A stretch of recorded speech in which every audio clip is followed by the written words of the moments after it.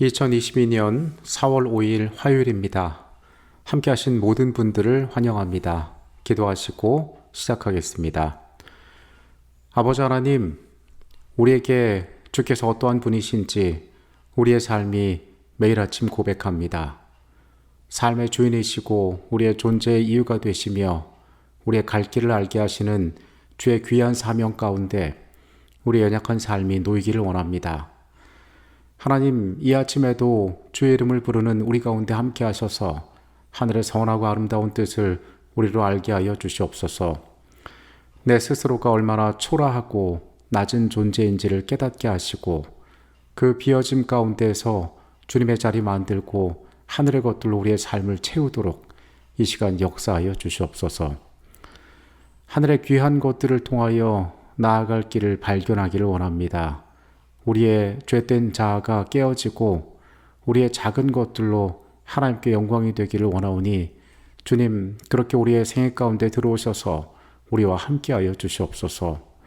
삶의 부족들을 아시는 주님, 우리의 약한 마음 붙잡아 주시고 우리를 위로하시고 우리를 새롭게 하여 주시옵소서. 예수 그리스도의 이름으로 기도합니다. 아멘. 한 개인의 잠재력을 효과적으로 끌어내어 발전시키는 과정을 코칭이라고 합니다. 이 코칭에 있어서 질문은 매우 유용한 기법으로 사용되어집니다.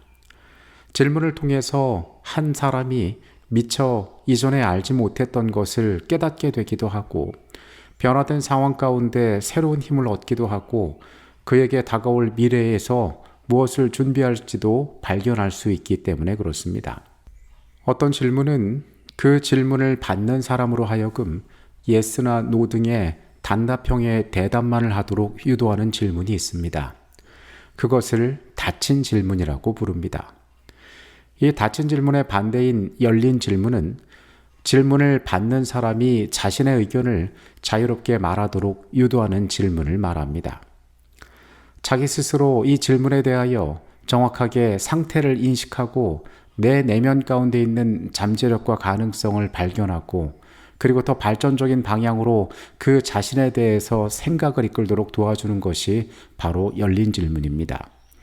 열린 질문이 훨씬 이 코칭에 있어서 효과적인 질문의 방법으로 인식되는 것은 이와 같은 이유 때문입니다. 창세기 3장에서 타락한 우리의 첫 조상들을 향하여 하나님께서 물으십니다. 내가 어디 있느냐? 아담과 하와의 입장에서 그들이 지음받던 날 이후로 어쩌면 그날 하나님의 부르심이 그들에게 가장 힘든 순간이었을지도 모르겠습니다. 반대편에 있던 하나님의 입장에서도 창조주의 입장에서도 어쩌면 가장 안타까운 부름을 그 자리에서 그들을 향하여 부르셨는지도 모르겠습니다. 오늘의 주제는 하나님의 낯을 피하여 숨은지라입니다. 창세기 3장 7절로 13절까지의 말씀을 봅니다. 이에 그들의 눈이 밝아져 자기들이 벗은 줄을 알고 무화과나무 잎을 엮어 치마로 삼았더라. 그들이 그날 바람이 불 때 동산에 거니시는 여호와 하나님의 소리를 듣고 아담과 그의 아내가 여호와 하나님의 낯을 피하여 동산 나무 사이에 숨은지라. 여호와 하나님이 아담을 부르시며 그에게 이르시되 내가 어디 있느냐? 이르시되 내가 동산에서 하나님의 소리를 듣고 내가 벗었음으로 두려워하여 숨었나이다. 이르시되 누가 너의 벗었음을 내게 알렸느냐? 내가 내게 먹지 말라 명한 그 나무 열매를 내가 먹었느냐? 아담이 이르되 하나님이 주셔서 나와 함께 있게 하신 여자 그가 그 나무 열매를 내게 주므로 내가 먹었나이다. 여호와 하나님이 여자에게 이르시되 내가 어찌하여 이렇게 하였느냐? 여자가 이르되 뱀이 나를 꿰므로 내가 먹었나이다. 창세기 3장 7절부터는 하와가 뱀을 만난 이후에 그가 열매를 먹고 그의 남편도 그 열매를 먹게 한 후에 그들의 변화에 대해서 이야기하고 있습니다. 분명한 것은 이전과는 그들이 다른 상태가 되었다는 것입니다. 하나님께서 금지하셨던 그 열매를 취한 사람들, 뱀에 의해서 그 열매의 본질이 오해되고 그리고 그들로 하여금 다른 믿음을 갖게 했던 그 열매를 취했을 때에 그들의 상태는 분명히 이전과는 달라졌습니다. 그들에게 유일하게 금지되었던 이 열매를 취함으로 그들이 죄를 지은 후에 아담과 하와를 둘러싸고 있던 하나님의 임재를 나타내는 영광의 옷은 사라졌습니다. 그들이 하나님의 형상으로 그 모양대로 지음을 받았던 그들의 본래의 모습이 이 죄로 말미암아 영향을 받게 되었던 것입니다. 창세기 3장 7절은 그들 스스로 덮개를 만들었다라고 표현합니다. 지금껏 성경에서 이 만들다라는 동사로 사용된 것은 오직 창조주 하나님께만 속한 것이었습니다. 그러나 이제는 피조물인 그들 스스로가 자신의 죄를 가리우기 위하여 스스로 하나님처럼 자신이 무언가를 만든 것을 우리가 성경에서 보게 됩니다. 보주와 선지자 57페이지는 그들의 상태를 이렇게 이야기합니다. 범죄한 후 아담은 처음엔 자기가 1층 더 높은 생존 상태에 들어가고 있다고 상상하였다. 그러나 곧 그의 죄에 대한 생각이 그를 공포심으로 채웠다. 지금까지 온화하고 일정한 온도를 유지하던 공기가 이 범죄한 부부에게 갑자기 차갑게 느껴졌다. 그들이 누려왔던 사랑과 평화는 사라지고 그 대신 그들은 죄에 대한 의식, 장래에 대한 공포, 영혼의 벌거벗음을 느꼈다. 그들의 몸을 두르고 있었던 빛의 두루마기는 이제 사라져버렸다. 그리하여 그들은 스스로의 힘으로 가리개를 만들어 빛의 옷을 대신하려고 노력하였다. 왜냐하면 그들은 벌거벗은 채로 하나님과 천사들 앞에 설 수 없었기 때문이었다. 그들을 두르고 있던 의의 옷이 사라졌습니다. 그들은 벌거벗은 것을 인지하게 되었습니다. 그래서 그들 스스로 지은 것으로 그들의 부끄러움을 가리기를 원했습니다. 갈라디아서 2장 16절에 바울은 이렇게 말합니다. 사람이 의롭게 되는 것은 율법의 행위로 말미암음이 아니요 오직 예수 그리스도를 믿음으로 말미암는 줄 알므로 우리도 그리스도 예수를 믿나니 이는 우리가 율법의 행위로서가 아니고 그리스도를 믿음으로써 의롭다 함을 얻으려 함이라. 율법의 행위로서는 의롭다 함을 얻을 육체가 없느니라. 아담과 하와가 나타냈던 정신은 그들 스스로의 행위로 말미암아 구원을 얻으려고 했던 죄인인 인간이 가지고 있던 대단히 초라한 한계로 자신의 부족을 가리려 했던 무익한 시도와 유사한 것이었습니다. 그들은 하나님께서 그들 가운데 거하시고 그들을 영화롭게 하셨던 그 영광 가운데에서만 살아갈 수 있는 존재였습니다. 그런데 죄가 이제 그것을 거두어 갔던 것입니다. 그래서 그들은 부끄러움을 느꼈으며 그들 스스로 수치를 경험하게 되었던 것입니다. 이렇게 스스로 숨기기에 급급했던 우리의 조상들에게 하나님께서는 그들을 찾아오셔서 이렇게 물으셨습니다. 내가 어디 있느냐? 우리는 훗날 이어지는 그 집안의 다른 비극이었던 가인의 경험 가운데 하나님께서 동일한 질문을 던지시는 모습을 또한 성경에서 볼 수 있습니다. 하나님께서는 그들이 어디 있는지 알고 계셨습니다. 이 질문의 의도는 그들이 어디에 있는지 알고자 하는 것이 아니었습니다. 하나님께서는 그 질문의 답을 이미 알고 계셨지만은 죄를 범한, 그래서 그 영광의 임재를 상실했던 하나님께서 지으신 그 피조물들의 유익을 위하여 이러한 질문을 그들 가운데 던지셨던 것입니다. 하나님께서는 그 질문을 통해서 그들 자신의 상태를 발견하길 원하셨습니다. 무엇이 잘못되었고 무엇에 대한 착각이 그 일을 시작하였고 그들이 어떤 상태에 있으며 어떻게 돌이켜야 할지에 대해서 그들 스스로가 발견하기를 하나님께서 원하셨습니다. 인류가 죄를 지은 그 순간부터 하나님께서는 그들의 구원과 구속을 위하여 일하고 계셨습니다. 때로 사람이 누군가의 관계가 깨어짐을 경험하고 누군가의 죄를 바라볼 때에 감정적으로 격분하게 됩니다. 그래서 때로는 그 사람을 다그치거나 자신의 감정을 해소하기 위하여 악의에 찬 말들을 쏟아내기도 합니다. 그것은 문제 해결이 되지 않습니다. 감정이 얼마간의 시원함을 느낄지 모르지만은 그 일을 통하여 죄인은 결코 회개하지 않으며 상황이 나아지지도 않습니다. 그러나 하나님께서 그들을 향하여 던졌던 이 질문, 내가 어디 있느냐는 이 하나님의 질문은 참으로 하나님께서 죄인을 위하여 일하고 계신다는 사실을 알 수 있는 질문이었습니다.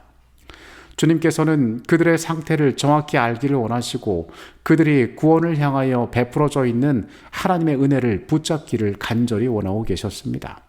하나님께서 아담과 하와에게 다가가셨던 이 일들은 재판관이 최종 판결 전에 피고를 준비시키기 위하여 범인을 신문하는 과정에 조사심판의 개념을 보여주고 있습니다. 이미 벌어진 사건에 대한 명백한 과정과 내용을 알고 그 가운데에서 이 일을 어떻게 처리할지에 대하여 과정을 밟아가는 것입니다. 하나님께서 그들을 구원으로 인도하기 위하여 회개를 유도하는 과정에서 이러한 절차를 지나가게 하시는 것입니다. 이와 관련된 주제는 성경 전체에 나타나고 있습니다. 그런데 안타깝게도 아담과 하와는 그들이 처한 지금의 상황에 대해서 자신들의 잘못을 회개하지 않고 이 모든 것이 자신이 아닌 외부적인 요인 때문에 그들에게 이르러 왔더라고 이야기를 하고 있습니다. 하와는 자신이 속은 것은 자신을 기만한 뱀의 잘못이라고 이야기합니다. 여기서 이 속이다라는 뜻의 히브리어 동사는 나샤라는 단어가 쓰였습니다. 이 나샤라는 것은 사람들에게 잘못된 희망을 줌으로써 그들이 하는 행동이 옳은 것이라고 믿게 만드는 착각을 일으키는 것을 의미합니다. 열왕기상 19장에서 아수르는 히스기야가 통치하는 유다 왕국을 쳐들어왔습니다. 그리고 그들과 항전하여 싸우려는 히스기야에게 아수르의 사신은 이렇게 말합니다. 너희는 유다 왕 히스기야에게 이같이 말하여 이르기를 내가 믿는 내 하나님이 예루살렘을 아수르 왕의 손에 넘기지 아니하겠다고 하는 말에 속지 말라. 여기에 이 속지 말라는 말이 바로 이 나샤라는 동사가 쓰였는데 아수르 사신이 히스기야에게 말하기를 너희의 신이 너희를 지키겠다고 하겠지만은 결국 아수르 왕의 손에 너희가 넘어갈 것이라고 말하는 것입니다. 그러니까 헛된 믿음을 가지고 우리에게 저항하지 말라라고 이야기하는 것입니다. 하와는 본래 무죄한 자신이 뱀에게 기만을 당하였고 그러한 과정 가운데에 어쩔 수 없이 선악을 알게 하는 나무의 열매에 손을 댔다라고 이야기를 하는 것입니다. 아담은 자기에게 열매를 건네준 여자에게 책임을 떠넘겼습니다. 그리고 그 여인은 자기를 속인 뱀에게 책임을 떠넘기게 되었습니다. 이 두 사람의 주장이 완전히 틀린 말은 아니었지만은 결국엔 이 둘 모두가 죄인이 된 것은 분명한 사실이었습니다. 우리의 처음 조상들은 그렇게 하나님의 질문 앞에 실패하고 있었습니다. 보주와 선지자 58페이지의 내용입니다. 하와에 대한 사랑에서 고의로 하나님의 승인과 낙원에 있는 자기의 집과 영원한 기쁨의 생활을 포기하기로 선택했었던 그는 범죄한 지금에는 그의 아내와 심지어 창조주 자신에게까지 범죄의 책임을 씌우려고 하였다. 왜 당신께서 뱀을 창조하셨습니까? 왜 뱀이 에덴에 들어오도록 허용하셨습니까? 이것들은 그 여자의 죄에 대한 변명 가운데 암시된 질문이었다. 이처럼 여자도 아담과 같이 그들의 타락의 책임을 하나님께 돌렸다. 자기 합리화의 정신은 거짓의 아비에게서 비롯되었다. 우리의 최초의 조상은 사단의 감화에 굴복되자마자 이 정신에 빠졌으며 아담의 모든 자녀들이 이 정신을 나타내오고 있다. 사람들은 겸손하게 그들의 죄를 자복하는 대신에 그 책임을 다른 사람에게, 환경에 또는 하나님께 씌움으로 자신들을 방어하려고 애쓴다. 그분은 심지어 그분의 축복까지도 그분께 불평할 이유로 삼는다. 우리는 낙원에서 실패한 후에 있었던 일들을 기억해야 합니다. 하나님께서 그들을 향하여 어떻게 다가오셨고 어떻게 그들을 향하여 질문하셨고 무엇을 위하여 애쓰고 계셨는지를 우리는 알아야 할 필요가 있습니다. 세상에서 가장 어려운 것은 좋을 때에 어떻게 행동하느냐보다 실패하고 어려울 때에 어떻게 대처하느냐가 더 중요한 사실입니다. 그래서 어쩌면 성경에서 가장 빛나는 진리로 붙잡는 구속에 관한 이야기가 여기에서 시작되는지도 모르겠습니다. 우리는 우리를 향하여 다가오신 하나님의 음성에 주목해야 합니다. 그리고 우리의 처음 조상들의 실패에 또한 주목해야 합니다. 내가 어떻게 나를 위하여 물으시는 하나님의 음성에 대답해야 할지, 그리고 그분께서 베푸시는 구원을 어떻게 하면 붙잡을 수 있을지 우리는 매 순간 생각하고 올바른 행동을 위하여 노력해야 할 것입니다. 기도하시겠습니다. 아버지 하나님, 하나님께서 그들을 부르신 음성이 주님의 노력이요 친절이었음을 우리가 발견하게 됩니다. 여전히 죄인을 향하여 안타까운 마음으로 다가오시는 주님의 진심을 우리가 알게 하여 주시옵소서. 우리 가운데 일어난 악한 것들을 온전히 바라볼 수 있는 용기를 허락하여 주시옵소서. 그리고 진실하게 우리의 것들을 고백하고 주께서 우리를 향하여 베푸시는 구원에 의지하고 그 기회를 붙잡을 수 있는 믿음 또한 우리에게 허락하여 주시옵소서. 죄인을 향하여 다가오셨던 주의 깊은 사랑을 오늘 우리가 깨닫고 감사하게 하여 주시옵소서. 거룩하신 예수 그리스도의 이름으로 기도합니다. 아멘.